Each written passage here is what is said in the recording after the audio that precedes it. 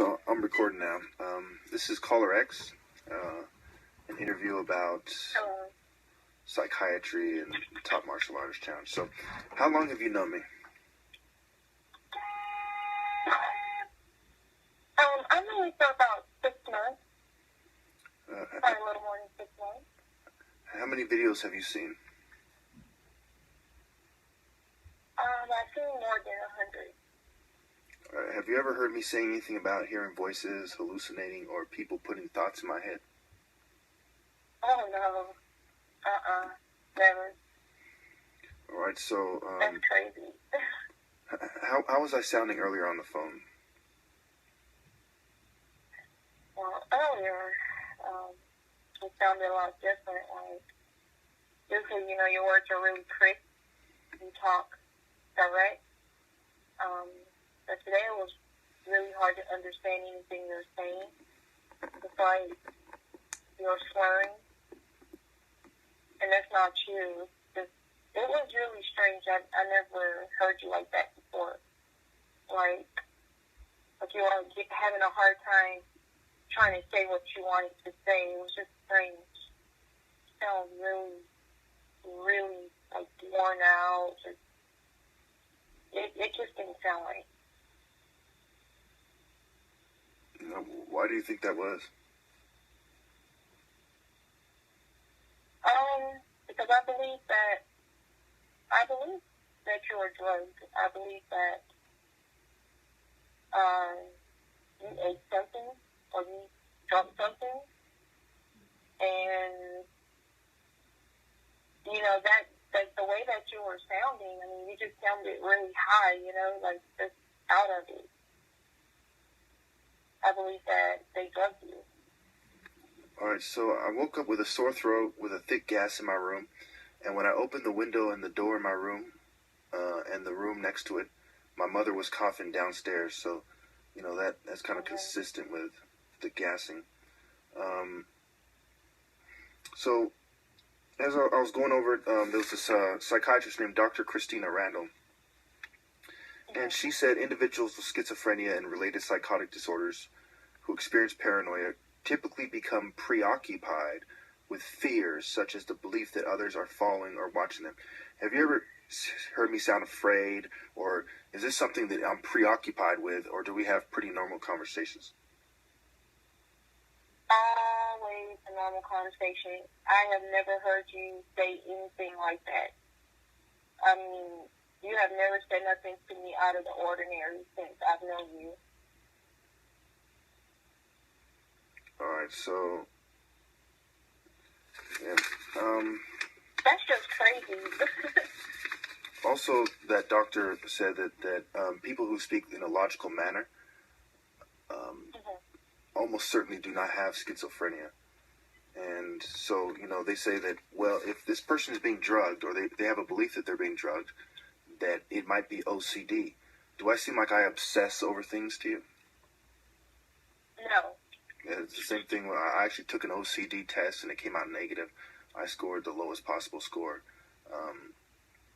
So anyway, that's good. I could believe that because you're definitely not schizophrenic, and you definitely went through. I mean, it's just crazy. You're like the most normal person I know. Why do you think that not too many people have accepted my top martial artist challenge? I think it's probably because for one, they don't want to see you succeed. They don't want, the world to know the truth. These people have been trying to keep you down, and they're serious. That's the main issue. That they fear what you could do to them. Like mentally, you're very smart, you're very intelligent, and they're just trying to keep you down, and that's the reason why. And another thing, these same people are keeping other people from accepting their challenge. It's just part of the plan, Yeah. Part of keeping down, they historically keep people down. There was this hospital called Ionia State Hospital, that was diagnosing or misdiagnosing black civil rights activists with schizophrenia to silence them in the 60s. So this is something that they historically have done. And MK Ultra, that, you know, the documentary I showed you, the 1979 MK Ultra documentary. Yeah. Yeah, that kept on that kept on going into the 70s. You know, and it was the military intelligence agency, the CIA, 51 different hospitals. 51 different universities, and 10 different prisons, and a whole bunch of different hospitals were all involved in covertly drugging people and doing experiments on them. So, you know, I think it's rather disingenuous or dishonest that psychiatrists say that, you know, if somebody feels like they're being followed, that it is unreasonable. But when you truly look at what they're saying if somebody is preoccupied with this idea, if they cannot stop talking about it, if they cannot stop talking irrationally about it and illogically about it. And I talk very logical, have over 4,000 videos. Exactly. With over 10,000 valid sources, and I have interviews with over 30 people that see it my way, you know. And you are probably the 7th or the 8th person I've interviewed that has known me for a fairly long period of time that thinks that there's nothing wrong with me. And one of those people has known me 14 years, and they know me pretty much the best if you look at it from the perspective of who knows me for the last 14 years. But right now, I'd say that you probably know me the best as far as how my behavior has been for the last, you know, couple months, at least. Exactly. And our conversations are never about, you know, what they're doing. We're always talking about something else. Like you said, a schizophrenia, you're like obsessed with it. You're not obsessed with it. Most of the time, you know, only when you're drugged, you know, is when it will come up. But you never obsess with it. You never talk about it unless something is wrong.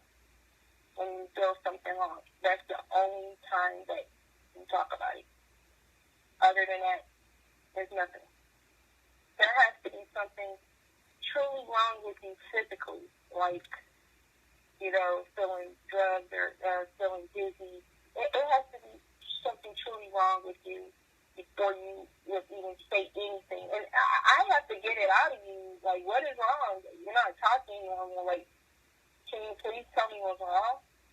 Or else you won't say anything about it.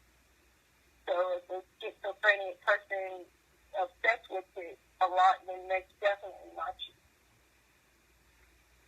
Yes.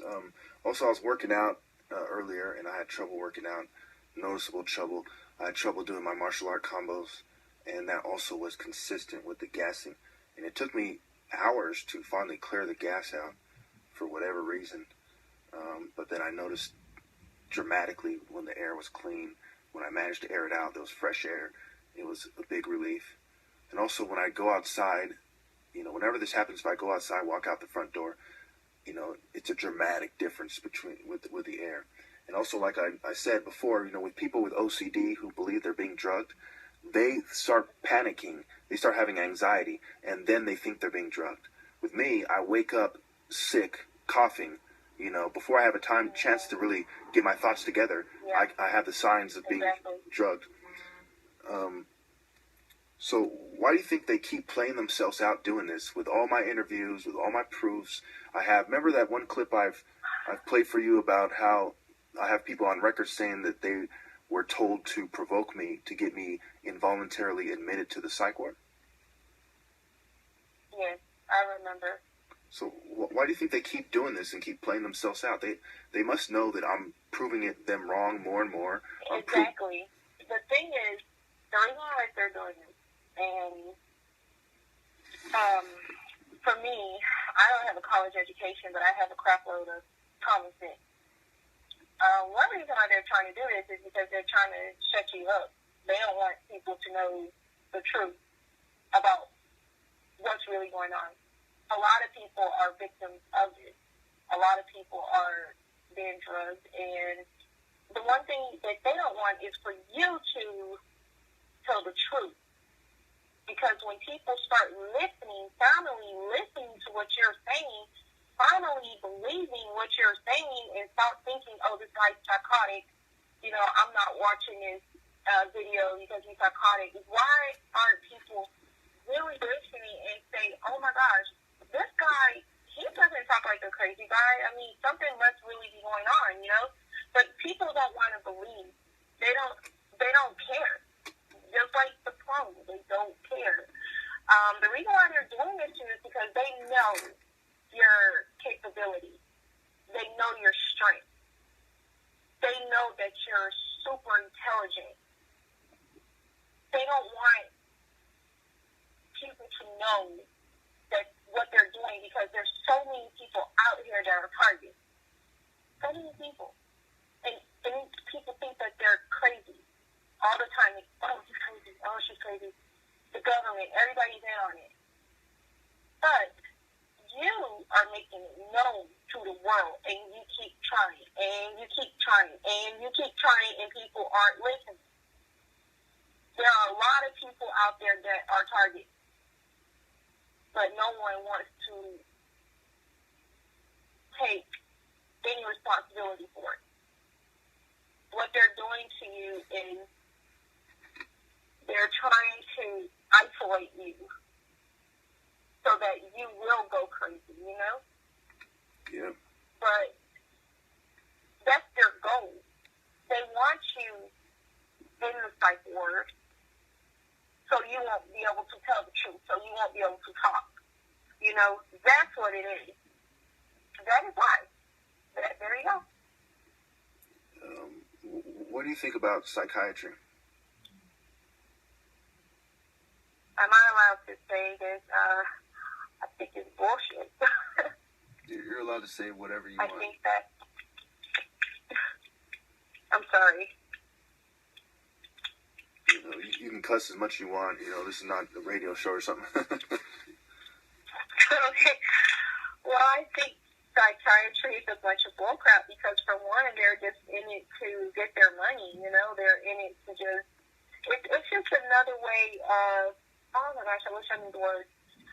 It's just another way of taking certain people. I guess I could say, is it depopulation? Is it that? They're trying to take certain people and put them in a certain group, you know? It's like segregation. And another thing with psychiatry is that they're all about the money. Give you some medicine. Oh, you're crazy, you're crazy. I mean, I know that from experience, you know? A kid could be getting abused. Their parents could take it to the psychiatrist, oh, they're crazy. And the kid is automatically on all these drugs, Depakote, Ritalin, all this stuff. Oh, you're crazy, but they never talk to these kids. Hey, why are you acting out? You know, what's going on? What's the reason that you're doing this? Because it's all a scam.